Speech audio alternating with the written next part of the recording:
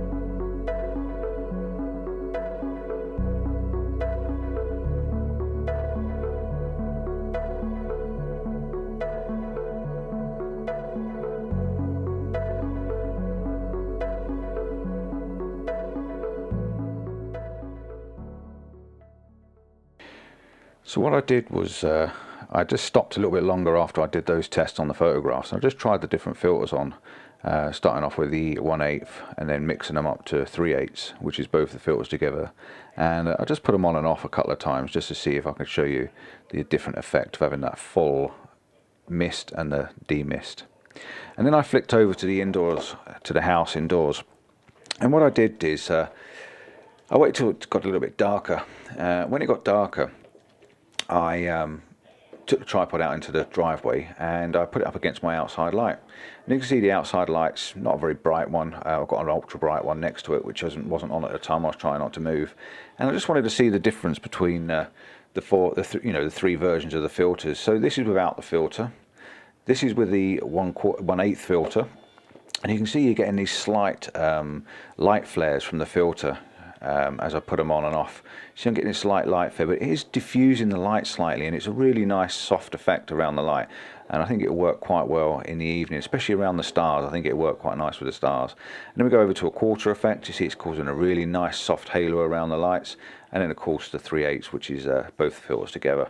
I then moved the tripod out onto the driveway, or outside the driveway onto the main road, onto the pavement next to my van, and I thought I'd just have a go and see what it looked like. That's the moon. It's already got a bit of haze around the moon anyway, and then you've got the street light and you've got the lights in the van. And I wanted you just to make sure you keep an eye on the hedges as well on the side of the van as we flick through the filter. So this is no filter. We're getting a slight light flare on the lens, and then we put the 1/8 on. You're getting a lot of light flare now from nothing to there, so you're getting light flare. So this is something you're going to have to be aware of. But the hedges are staying the same, and we go to the quarter effect. You see the way the detail in the van and the hedges is staying, and all it's doing is it's softening the light. And then we go over to 3/8.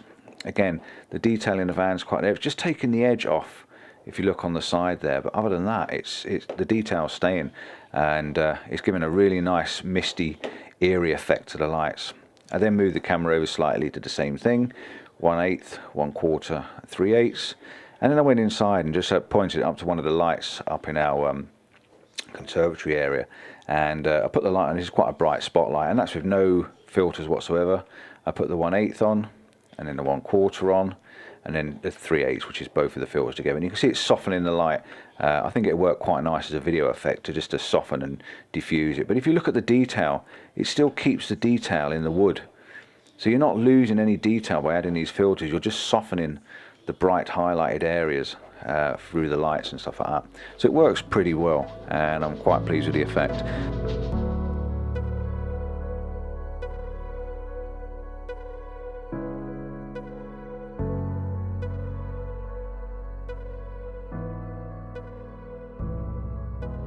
So, my conclusion, yes, apart from the fact that it looks like I've got ears in the top of this video, yeah, the glow mist snap-on quick snap filters, I like the effect they give you around the lights.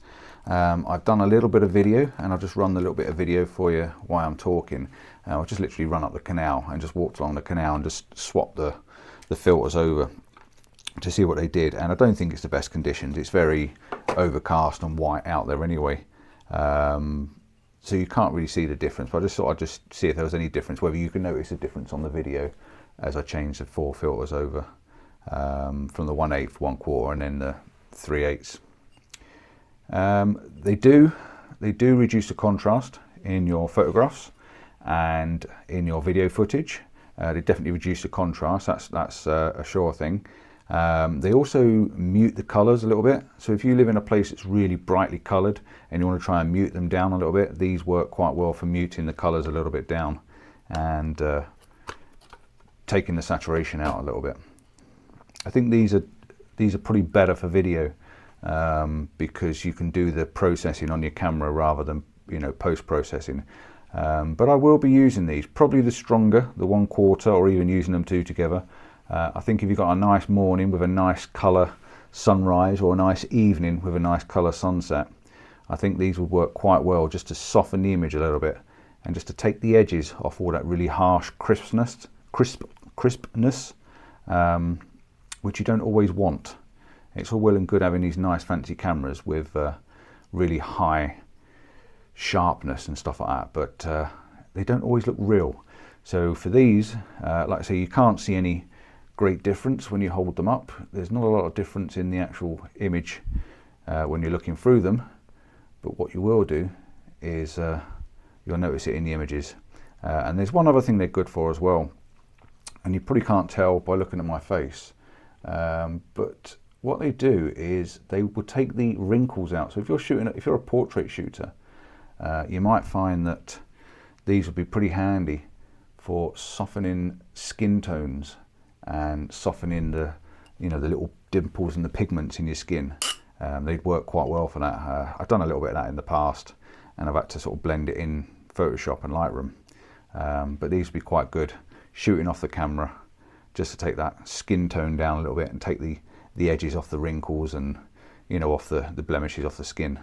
So they'd work pretty well for that as well. Probably not the best review. Reviewing something I don't know a lot about, but I was definitely willing to show them and to give them a whirl, because it's nice to see something I've never used before, because then at least it gives me a chance to actually have a look at it, try it out, test it, and see the effects.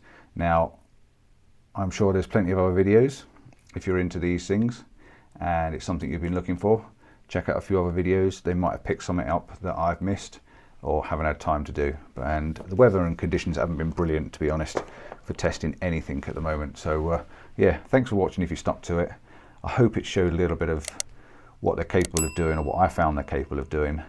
And I like the early morning sunrises.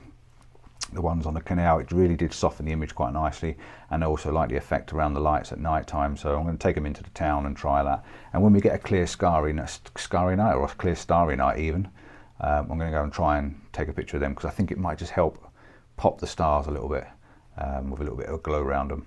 So yep, till next time, and a decent video. Well, I'm not going to say in a decent location, because I'm stuck at home still all night, so I can't go far. But till next time, don't forget to like and subscribe, and I'll see you soon. Ciao for now.